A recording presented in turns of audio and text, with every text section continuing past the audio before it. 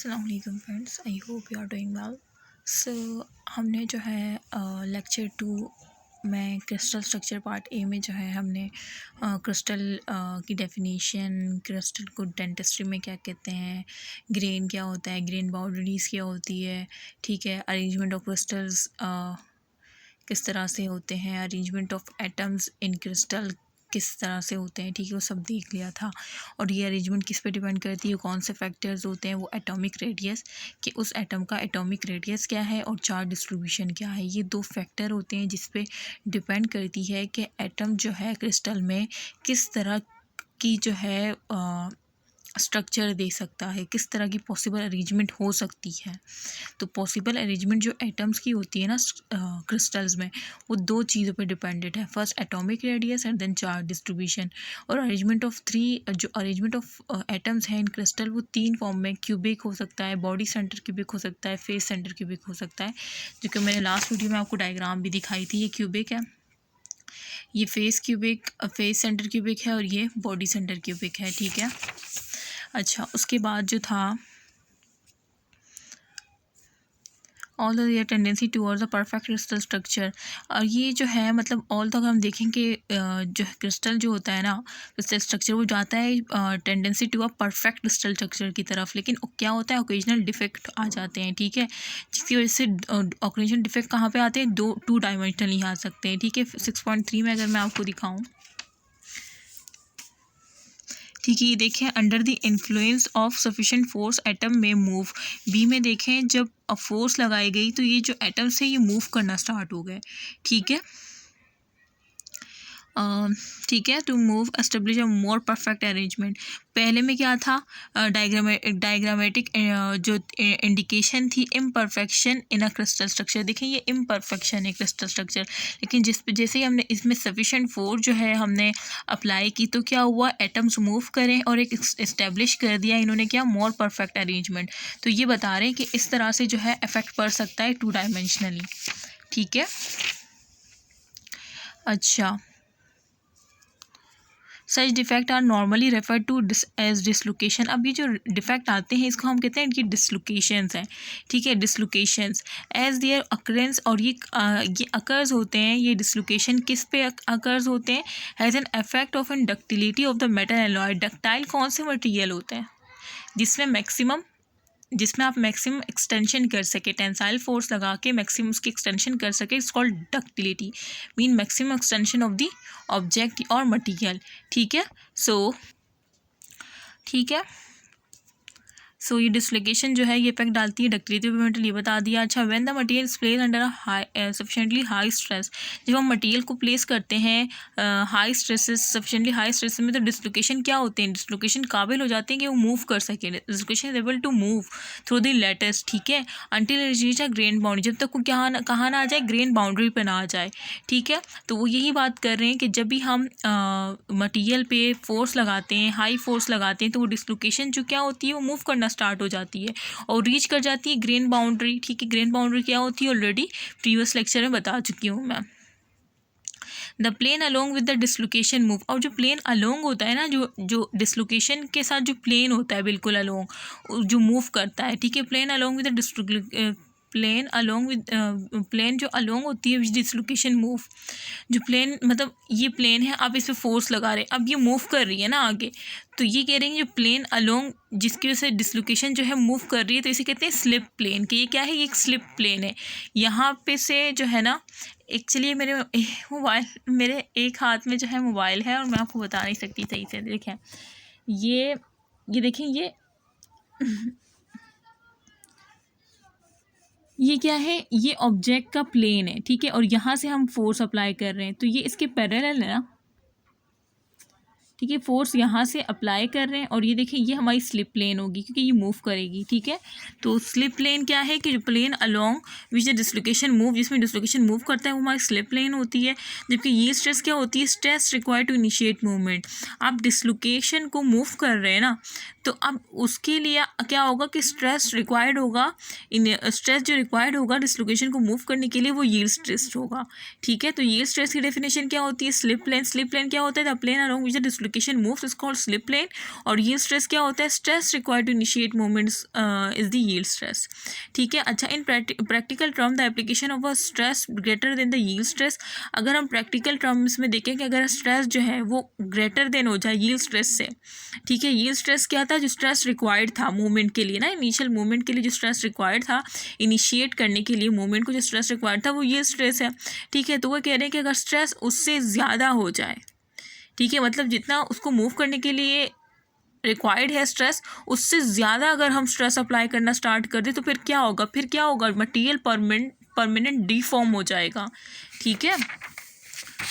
अच्छा, the material will be permanently deform as a result of movement of dislocation. ठीक है।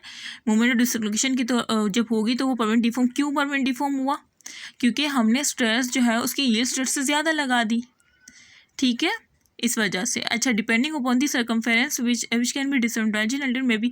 अच्छा, इसके डिसएडवांटेज भी हो सकते हैं, इसके एडवांटेज भी हो सकते हैं। एडवांटेज ये क्या है कि इसको हम मुख्तलिफ़ किस्म की वायर्स में इस्तेमाल कर सकते हैं। ठीक है। Formation of wire of different types of wires में हम इसको, मतलब ये इसकी एक एडवांटेज है ना कि हम जो है वायर्स को किसी भी शेप में जो है बना सकते हैं, फॉर्म कर सकते हैं। ठीक है। और डिसएडवांटेज इसकी ये है कि ये जो क्या करती है, ये डिसएडवांटेज क्या होगा कि अनस्टेबल डायमेंशनल होगी मेटल्स की। ठीक है। अनस्टेबलाइज हो जाएगा इसकी वजह से। ये डिसएडवांटेज है ना, जब आप उसको स्ट्रेस उसकी यील्ड स्ट्रेस से ज़्यादा लगा देंगे तो वो डीफॉर्म हो जाएगा। तो इसका मतलब तो अनस्टेबल डायमेंशनल मेटल्स होंगे। ठीक है, जो मीन डक्टाइल हो जाएंगे ना। सो इस तरह से grain boundary forms a natural barrier. अब जो ग्रेन बाउंड्री मैंने बताया था आपको कि दो ग्रेन आर इन कांटेक्ट जो होते हैं, जो ग्रेन बाउंड्री बनती है, ठीक है, ये क्या होता है? एक नेचुरल बैरियर होता है। किसके लिए? मोमेंट ऑफ डिसलोकेशन के लिए। ठीक है। The concentration of grain boundary increases the grain size decrease. जो कंस्ट्रक्शन होती है ना ग्रेन बाउंड्री की, कंसंट्रेशन जो होती है ग्रेन, वो इंक्रीज होती जाती है जैसे ही ग्रेन साइज छोटा होता जाता है। तो इसका मतलब जितना ग्रेन साइज छोटा होगा उतनी हमारे पास क्या होगी? ग्रेन बाउंड्रीज क्या होगी? इंक्रीज होगी। ठीक है। और ग्रेन बाउंड्री इंक्रीज होगी तो इसका मतलब हमारे पास नेचुरल बैरियर जो है वो इंक्रीज हो रहा है और मूवमेंट ऑफ डिसलोकेशन जो है प्रिवेंट होगी। ठीक है। तो ये ग्रेन बाउंड्री अगर इंक्रीज होगी तो ग्रेन बाउंड्री इंक्रीज होगी किसके साथ? अगर ग्रेन साइज डिक्रीज होगा। ठीक है, मीन इन्वर्स रिलेशन है। अच्छा, व्हेन द फाइनर ग्रेन स्ट्रक्चर, अगर फाइनर ग्रेन स्ट्रक्चर होगा तो क्या होगा? मतलब metals when the फाइनर grain structure mean small grain size छोटा है ना, तो इसमें ग्रेन बाउंड्री इंक्रीज होगी जिसके fine grain structure can be achieve by rapid. अब ये फाइन ग्रेन स्ट्रक्चर आपको किस तरह से अचीव होगा? अगर आप रैपिड कूलिंग करेंगे। जब आप रैपिड कूलिंग करते हैं, तेज़ी से कूलिंग करते हैं मोल्टेन मेटल की या एलॉय की, तो क्या होता है मतलब अगर कास्टिंग में देखा जाए, ठीक है, तो क्या होता है कि कास्टिंग में आप क्या करते हैं? आप मेटल्स को जो है हीट देते हैं, उनको मॉल्टन स्टेट में ले आते हैं, उसके बाद फिर उसको कूल किया जाता है। यही होता है ना कास्टिंग में। तो वो यही कह रहे हैं कि अगर वो आप जो कूल करें वो आप रैपिड कूलिंग करें। ठीक है। तो this process often refer to quenching भी कहते हैं। Ensure that many nuclear crystallization are form. इसमें क्या होता है, जब आप रैपिड कूलिंग करेंगे तो बहुत ज़्यादा तेज़ी से न्यूक्लियाई को क्रिस्टलाइजेशन प्रोसेस होगा। ठीक है। और उसकी रिजल्ट में क्या होगा? बहुत सारे लार्ज नंबर में स्मॉल ग्रेन की प्रोडक्शन होगी। जब स्मॉल ग्रेन की लार्ज नंबर में प्रोडक्शन होगी, ठीक है, तो क्या होगा?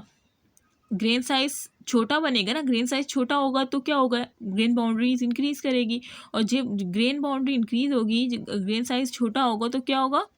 वो जो फाइन ग्रेन स्ट्रक्चर होता है वो हार्ड होता है। ठीक है, मतलब वो ब्रिटल किस्म का नहीं होता। तो इस वजह से फाइन ग्रेन स्ट्रक्चर हार्ड क्यों होगा? क्योंकि ग्रेन बाउंड्रीज जो है एक नेचुरल बैरियर है। ठीक है, to the movement of dislocation. अच्छा, तो ये बता दिए कि रैपिड कूलिंग से क्या होता है? बहुत ज़्यादा तेज़ी से न्यूक्लियर क्रिस्टलाइजेशन में सॉलिडिफिकेशन प्रोसेस होता है। उसके नतीजे में large number grain size small grain की प्रोडक्शन होती है, जिससे हमारी ग्रेन बाउंड्रीज क्या होती है? इंक्रीज होती है और मटेरियल फिर हमारा हार्ड होता है। ठीक है, मटेरियल मतलब वो क्रिस्टल्स, सॉरी। स्लो कूलिंग, अगर हम स्लो कूलिंग करेंगे तो क्या होगा? Few nuclei to be form, तो थोड़े से न्यूक्लियाई फॉर्म होंगे। और जब थोड़े से न्यूक्लियाई मतलब फ्यू न्यूक्लियाई टू मतलब न्यूक्लियाई ऑफ क्रिस्टलाइजेशन जो होगा ना वो बहुत स्लोली, जाहिर सी बात है स्लो कूलिंग कर रहे हैं, तो जो न्यूक्लियाई ऑफ क्रिस्टलाइजेशन का प्रोसेस था, जो सॉलिडिफिकेशन प्रोसेस था, जो कि मैंने आपको कॉन्सेप्ट दे दिया है स्टार्ट के लेक्चर में, तो क्या होगा वो स्लोली होगा। जब वो स्लोली होगा तो ग्रेन साइज क्या होंगे, वो लार्जर हो जाएंगे, ठीक है, लार्जर ग्रेन साइज फॉर्म होंगे, ठीक है। 6.4b में आप देख सकते हैं, अभी मैं आपको दिखा देती हूँ, देखें, अगर आपको मेटेलिक ग्रेन साइज को कंट्रोल करना है तो आपको किस चीज़ को कंट्रोल करना होगा, आपको रेट ऑफ कूलिंग को देखना होगा, ठीक है, rate of cooling from the melt, ठीक है। तो आप क्या रैपिड कूलिंग करेंगे तो मोर न्यूक्लियाई फॉर्म होगा, मोर न्यूक्लियाई मतलब मोर न्यूक्लियाई ऑफ क्रिस्टलाइजेशन होगी और स्मॉलर ग्रेन होंगे, ठीक है। ये देखें, ये न्यूक्लियाई थे, हम बहुत तेज़ी से रैपिड कूलिंग की तो solidification process mean crystallization process बहुत तेज़ी से हुआ, जिसके मतलब क्या हुआ, large number of small nuclei form हुए, ठीक है। अब इसमें देखिए, इसमें स्लो कूलिंग कर रहे हैं, जब स्लो कूलिंग कर रहे हैं तो थोड़े से फ्यू न्यूक्लियाई क्रिस्टलाइजेशन हुई और फ्यू न्यूक्लियाई फॉर्म हुए, ठीक है, और लार्जर ग्रेन साइज है, ठीक है। तो ये आपने देख लिया इसमें। अच्छा, अब एक दूसरा कॉन्सेप्ट होता है, सब metal alloy are set to, कुछ मेटल एलॉय को हम रिफाइंड ग्रेन स्ट्रक्चर भी कहते हैं। अब बच्चे कहते हैं कि रिफाइंड ग्रेन स्ट्रक्चर क्या होता है, फाइन ग्रेन स्ट्रक्चर तो समझ आता है कि small grain size, refined grain structure भी फाइन ग्रेन की तरह, this is normally a fine grain, ये नॉर्मली फाइन ग्रेन स्ट्रक्चर है, लेकिन इसमें एक चीज़ क्या होती है कि which is achieve by seeding the molten metal alloy, molten material alloy with in additive metal, उसके ऊपर हम एडिटिव मेटल मतलब कुछ मेटल एडिशन डाल देते हैं विच फॉर्म न्यूक्लियाई क्रिस्टलाइजेशन, फिर वो फॉर्म करते हैं न्यूक्लियाई क्रिस्टलाइजेशन।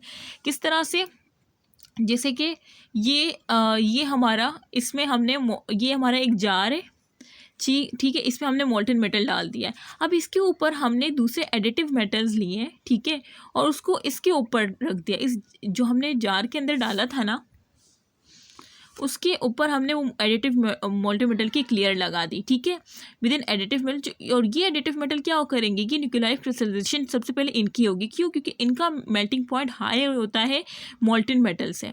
जब इनका मोल्टन मेटल से मेल्टिंग पॉइंट ज़्यादा होगा तो इसकी जो है इसकी जब कूलिंग होगी तो इससे न्यूक्लियाई क्रिस्टलाइजेशन फॉर्म होंगे, न्यूक्लियाई क्रिस्टलाइजेशन इसी एडिटिव मेटल से फॉर्म होते हैं, ठीक है। तो ये होता है फाइन ग्रेन स्ट्रक्चर, ही होता है, ठीक है। लेकिन इसमें क्या होता है कि हम एडिटिव मेटल ऐड कर देते हैं, तो बस ये याद रखना है कि ये अचीव होता है सीडिंग द मोल्टन मेटल है, जब आप सीड कर दें नीचे जार में मोल्टन मेटल है, उसके ऊपर आप एडिटिव मेटल की एक लेयर्स लगा दें और वहीं से न्यूक्लियाई क्रिस्टलाइजेशन जो है होगी, ठीक है।